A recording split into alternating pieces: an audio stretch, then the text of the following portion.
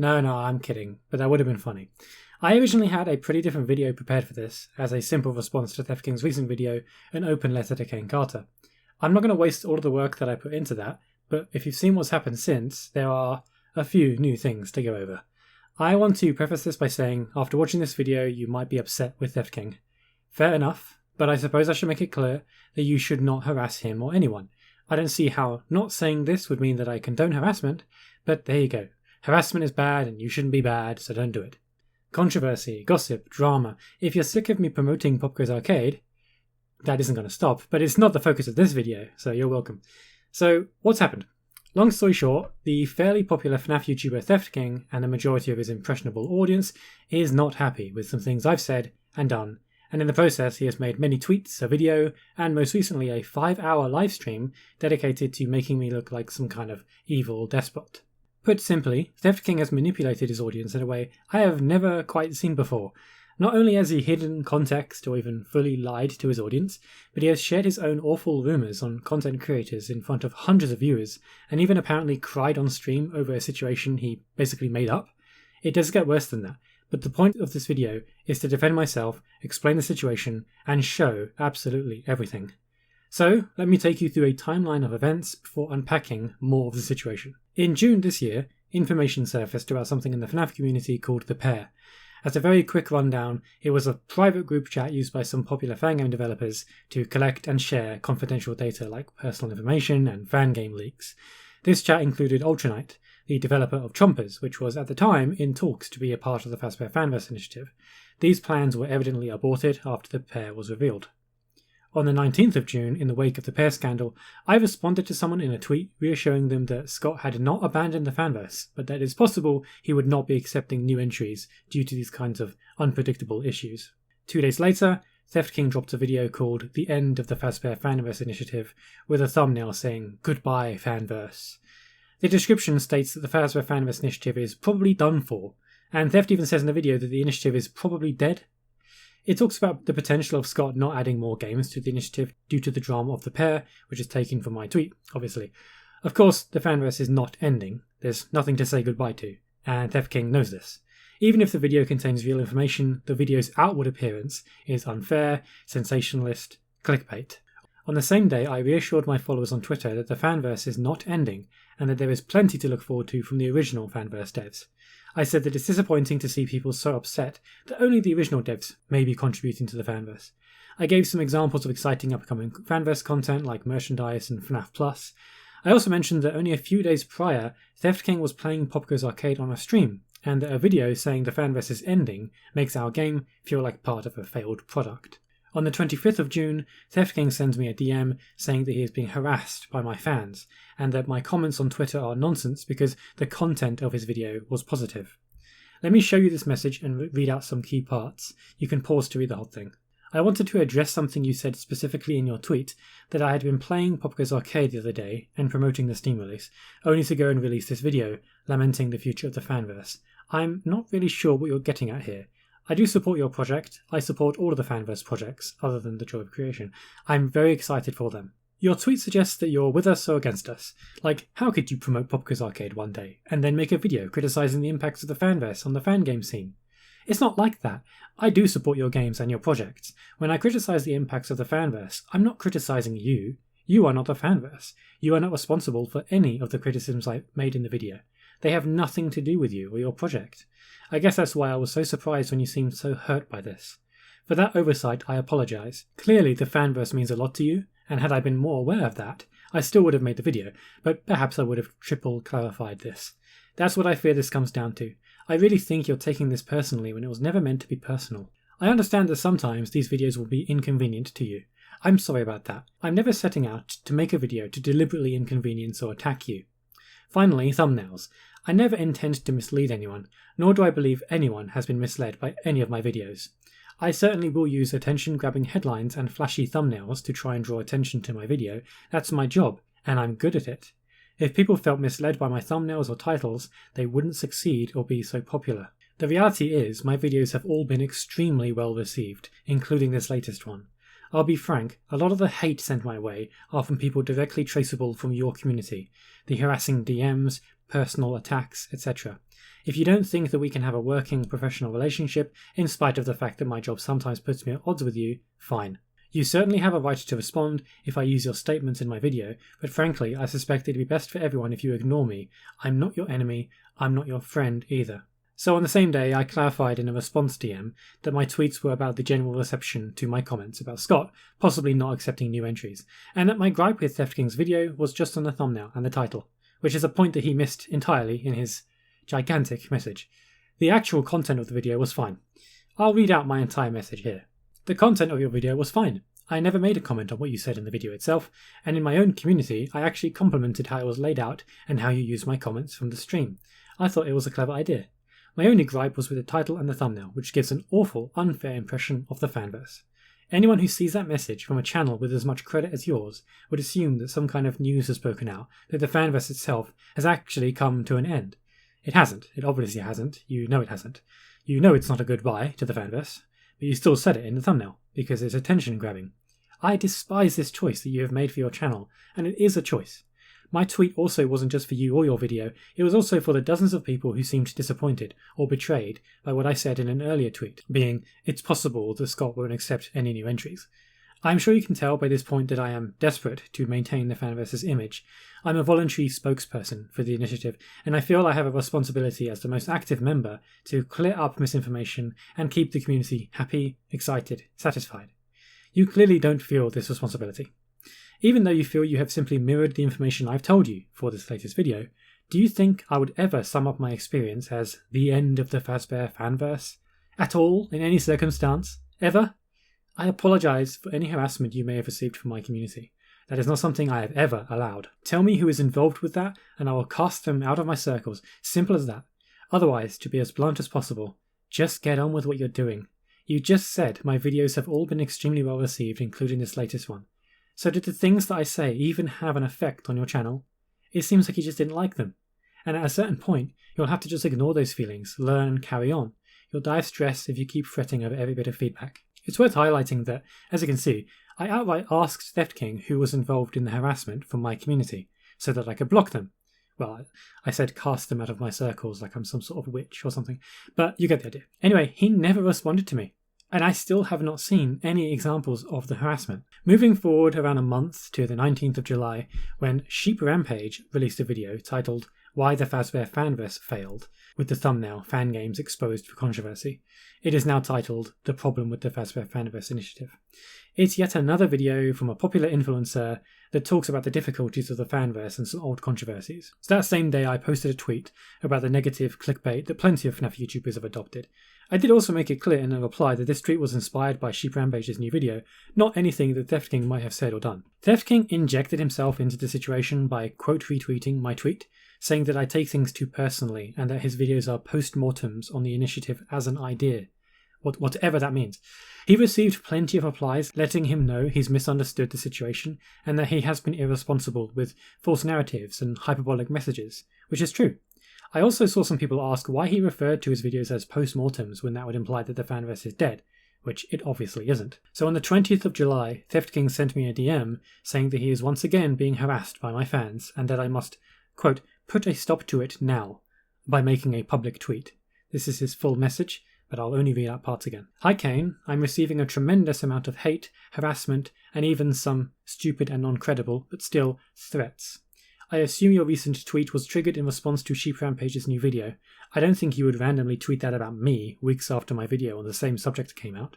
I'm going to be honest, I have been deliberately avoiding making a video that I know my audience would be super interested in. One regarding your recent statements lamenting Popgoes' sales, as well as statements lamenting the lack of support from Scott himself. I'm sure you could understand why people would be curious to watch such a video. I haven't made this video because I didn't want to deal with your community freaking out on me again. Unfortunately, your tweet has made that happen regardless, which sucks, and I think that's super unfair.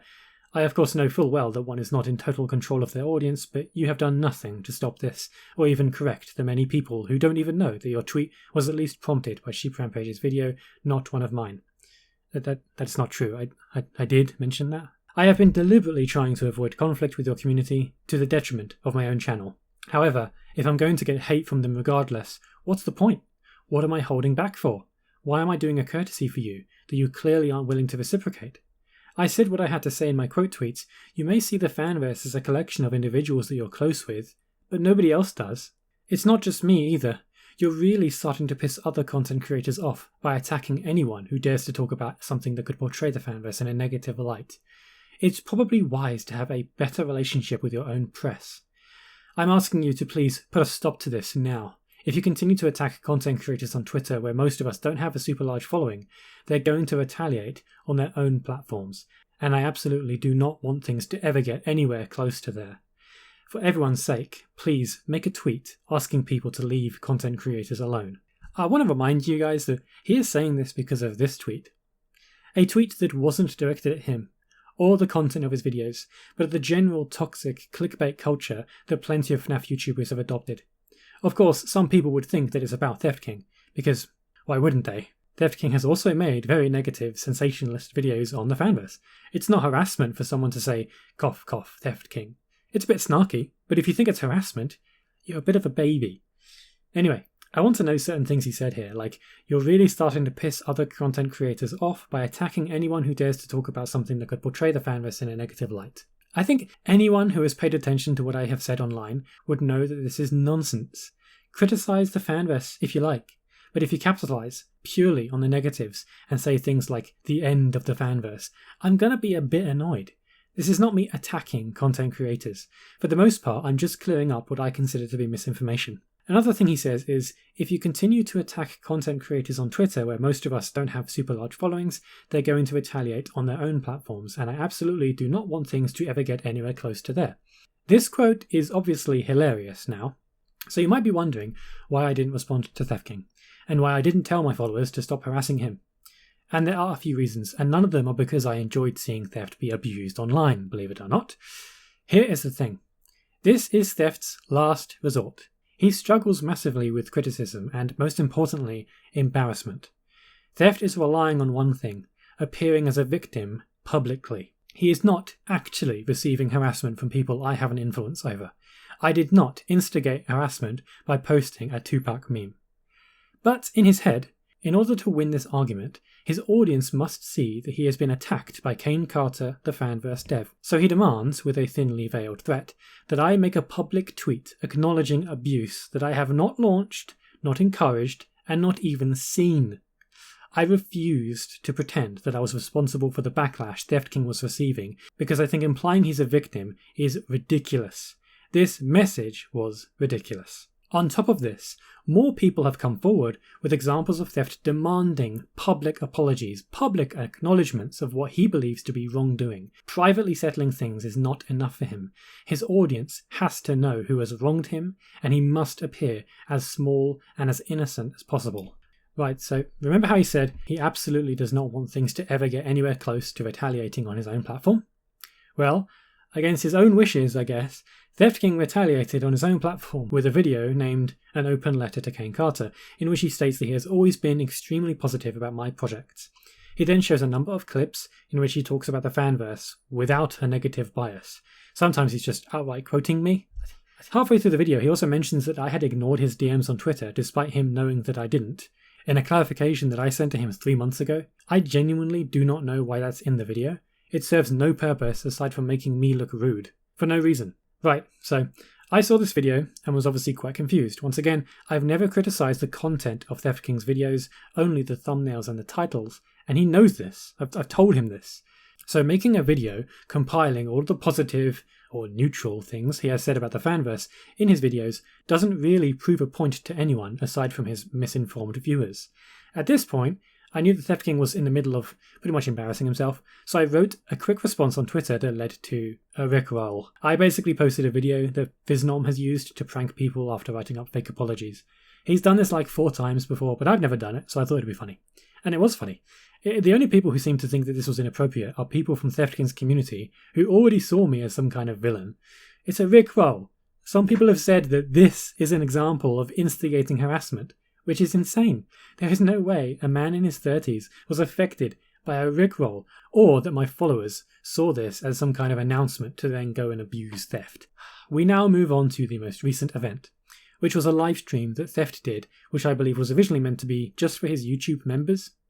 It was of a playthrough of Pop Goes, though the entire 5-hour event consisted of him talking poorly of me. I'm not sure how this doesn't constitute instigating harassment. If the stream was still up, I would have loved to show you the chat replay, because he has made hundreds of people absolutely hate me and want the absolute worst for me.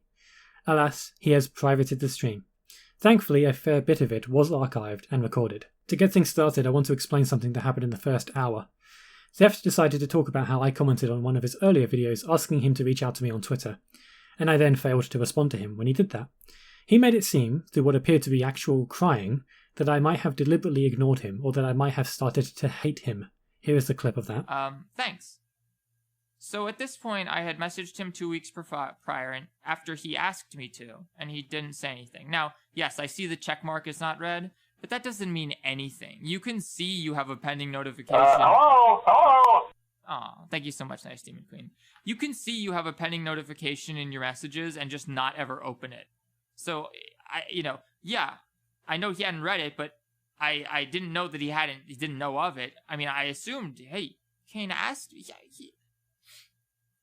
he asked me to do it. And so, of course, why, of course I'm going to reach out. He told me, yeah, reach out to me on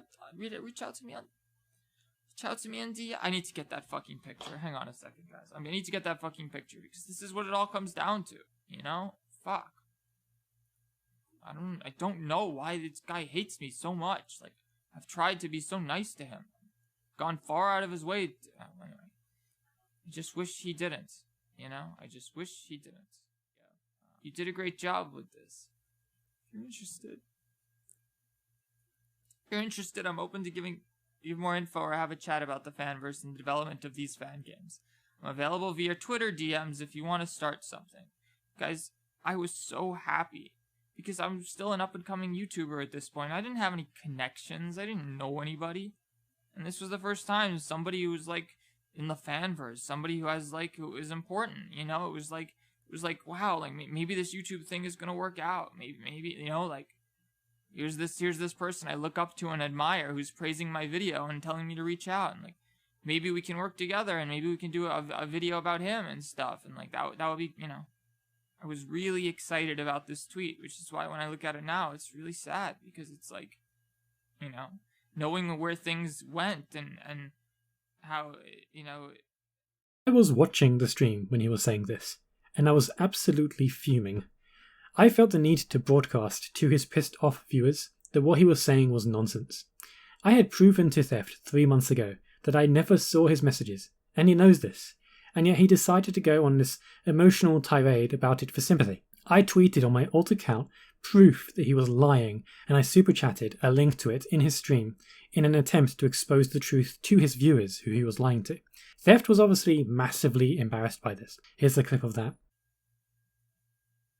What? Hello? Hey man, keep your chin up.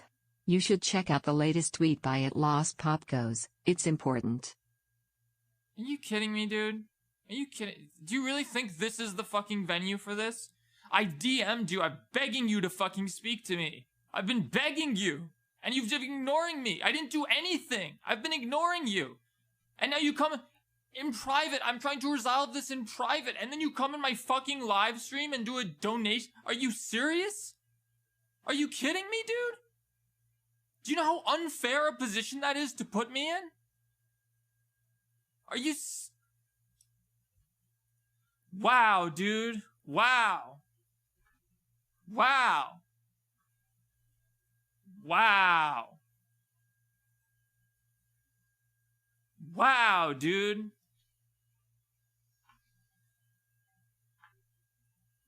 Okay, now you want to talk to me? You know what? Yes, because I'm so fucking desperate for this to be over. I'm so fucking desperate for you to stop weaponizing your audience against me over a video that fucking Sheep Rampage made that I'm gonna end this fucking stream and look at this message that you said because I'm that, even though I don't want to because I think what you just did is fucked up, I'm gonna do it anyway because that's how fucking desperate I am in the hopes that maybe this can be finally fucking over. He then ended the stream, then swiftly made another one. It was, like the original, public, though no archives of it exist. However, I'd like to show you some clips that were recorded and some written quotes that were not recovered. This is how Theft handled this situation. My God, Kane, this is not that complicated. It's not everything is about you. Okay? I have to defend myself from all of your fans now, not just you, and a lot of them, the same fans who took your tweet, which as you yourself said, wasn't even about me, quote unquote, it was about Sheep Rampage. And then they started going cough cough Theft King, they all started harassing me, and you did nothing to stop them. That's disgusting. I don't care if it's my worst enemy. If I know I could do something as effortless as send a tweet, and it would stop someone from getting harassed, or at least reduce some of the amount of harassment they would get, I would do it in a heartbeat. I think all of us would. I think if you wouldn't do that, what kind of person wouldn't do that? A sick fuck. You know. Ruins my mom's fucking day. I'm not crying. Ruins my mom's fucking day. Because I'm so stressed, I ruin my mom's fucking day. Yeah, of course I'm upset about all of this. And honestly, let's be real, Kane's like an idea guy. He's like, not even really a programmer. Hello? Like the art, dislike the artist's actions. My opinion. Yeah, exactly. But yeah, I wouldn't call Kane an artist, more like a musician who wrangles people into making games. Somehow. Kind of like Ultra Knight, actually. Very similar to Ultra Knight. The truth is, Fiznom claims that he got the FNAF Plus position because he told Scott about what the flaws of all the FNAF fan games. I think he really got that position because Scott fucking felt bad for guys. Like, I already won. My video already kicks ass. I already, made my point. And here are some quotes that people wrote up as the stream was happening.